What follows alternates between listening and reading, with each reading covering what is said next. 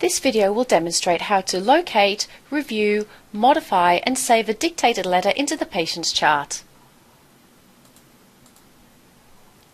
You will dictate your letter as per current practice, and once the letter has been received and actioned by the medical typist, they will send a preliminary report to the patient's electronic medical record. You will access this from your message centre under the heading of Documents. Click onto the heading of Documents and you'll see a list of letters that need to be reviewed and signed. Click on a letter to select which one you'd like to open and then click on the Open icon. The letter will open up on your screen. It's very important that you check the banner bar here to ensure that the patient's name, UR number and date of birth matches that of the letter.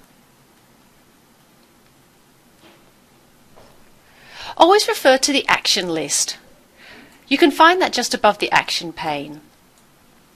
The action list will show you if the admin officer or a medical typist has written a comment for you, which often they have. And in this demonstration, you'll see that we have the comment here to review paragraph 1. Please note that at this state, the letter is saying preliminary report because you haven't signed it as yet.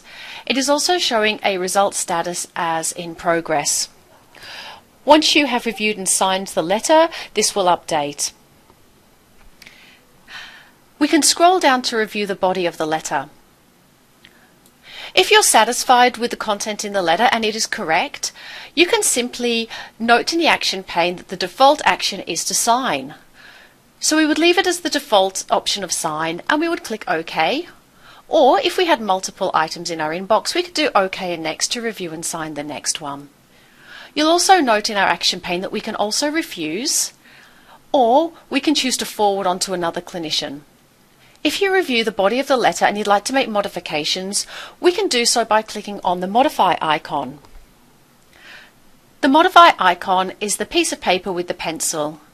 This is a reminder that if you can't remember which icon to click, simply hover over an icon and it'll give you a description of the action that that icon will perform for you. I'm going to click on Modify so that I can modify this letter.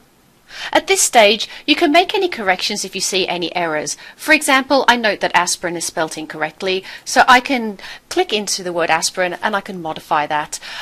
I can also add in additional content by typing directly into the letter here. I also note that I need to type in my name as well. Once we are satisfied that this is correct, we can now sign this letter.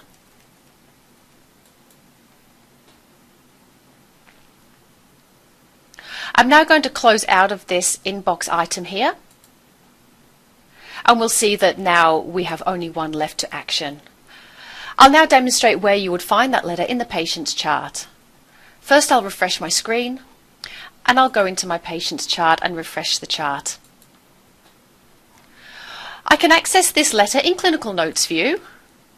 There's a folder for correspondence and referrals, and the letter will appear in here. I can also access the letter from my documentation screen and from Continuous Doc as well.